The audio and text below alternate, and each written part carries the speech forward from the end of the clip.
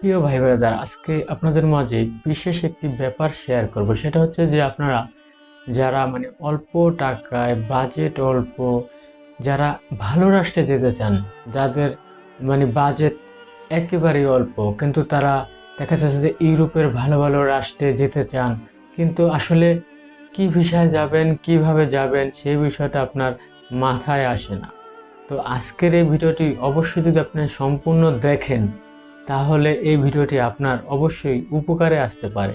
আসসালামু আলাইকুম, আমি মোহাম্মদ মেহেদি হাসান। যে যেখান থেকে আমার ভিডিওটি দেখছেন, সবাইকে ব্যাপারী মেহেদি অফিসিয়াল চ্যানেলে স্বাগতম। শুরুতে যে কথাটা বলতে চাই সেটা হচ্ছে যে ভাই, বিদেশে যাওয়ার স্বপ্ন এখন আমাদের বাংলাদেশি প্রায় 90% যুবকেরই কিন্তু রয়েছে। বিশেষ করে তার ভিতরে অধিকাংশ লোক আছে যারা লাইফটাকে সেটেল করা যাতে যায়, এরকম একটি ভালো রাষ্ট্রে যাওয়ার জন্য অনেকের ইচ্ছা থাকে।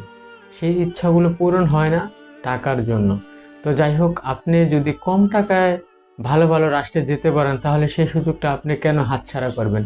কিন্তু সেই ক্ষেত্রে আপনার কি প্রয়োজন সেটাই এখন বলবো। সেটা হচ্ছে আপনার শিক্ষাগত যোগ্যতা। এখন আপনি যদি মনে করেন মাস্টার্স ডিগ্রি কমপ্লিট করা, ওরকম না, ব্যাপারটা এরকম না। আমাদের বর্তমানে বাংলাদেশে ঘরে ঘরে matric pass, high pass, inter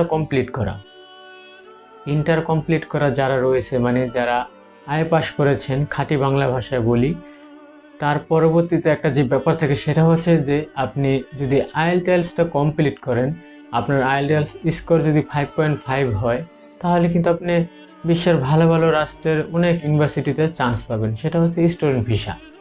এই স্টুডেন্ট ভিসাতেই কিন্তু খুব কম টাকায় আর কনফার্ম ভিসা হয় ভালো ভালো রাষ্ট্রে। যদিও আমরা বাংলাদেশি পাসপোর্টধারী, আপনারা জানেন যে আমাদের জন্য বিভিন্ন দেশের ভিসাগুলো বন্ধ হয়ে যাচ্ছে বা ভিসা হয় না, কিন্তু স্টুডেন্ট ভিসা যদি আপনার সকল ডকুমেন্টস ঠিক থাকে তাহলেই হয়। তো এখন বিষয়টা হচ্ছে কি যে সব ইউনিভার্সিটিতেই কিন্তু আইএলটিএলস রিকোয়ারমেন্ট থাকে না। অনেক ইউনিভার্সিটি রয়েছে যেখানে উইদাউট আইএলটিএলসও হয়।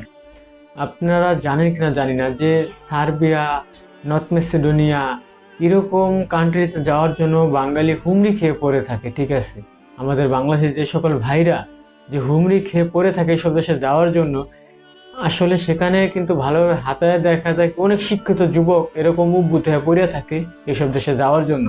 কিন্তু ভাই, আপনি এসব দেশে সহজে যেতে পারবেন স্টুডেন্ট ভিসাতে, যদি আপনার এই জ্ঞানটাকে কাজে লাগান, শিক্ষাগত যোগ্যতাকে কাজে লাগান। কারণ একটা সময় আমরা বুঝি না এই বিষয়টা, কেন বাবা মা বা গুরুজনরা, মুরব্বীরা কেন লেখাপড়ার কথা বলতো। লেখাপড়া আসলেই খুবই মূল্যবান একটা জিনিস, যেটা একটা সময় না একটা সময় কাজে লাগে।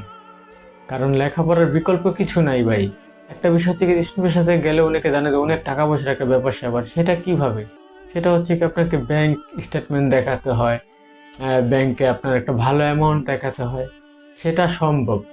সেটা কিভাবে সম্ভব? সেটা চাইলে আত্মীয় স্বজনের কাছ থেকে নিয়েও স্টেটমেন্ট দেখানোর জন্য দেখায়, তার পরবর্তীতে সিস্টেম করে ফালানো যায়। ঠিক আছে, কারণ যেহেতু আপনার ভিসাটা প্রয়োজন, ওই দেশে যাওয়াটা প্রয়োজন, এটা হচ্ছে মুখ্যম বিষয়। তবে স্টুডেন্ট ভিসাতে গিয়ে আপনি যদি পড়াশোনাটাও রানিং রাখলেন, কাজ করলেন, সেটাই আমি ভালো মনে করি। আপনি যাই এক জায়গা থেকে আরেক জায়গায় পলায় গেলেন গা, আরেকটা দেশে চলে গেলেন গা, বর্ডার ক্রস করে, এটা সেটা ওগুলা কখনো করবেন না, সেটা খুব খারাপ।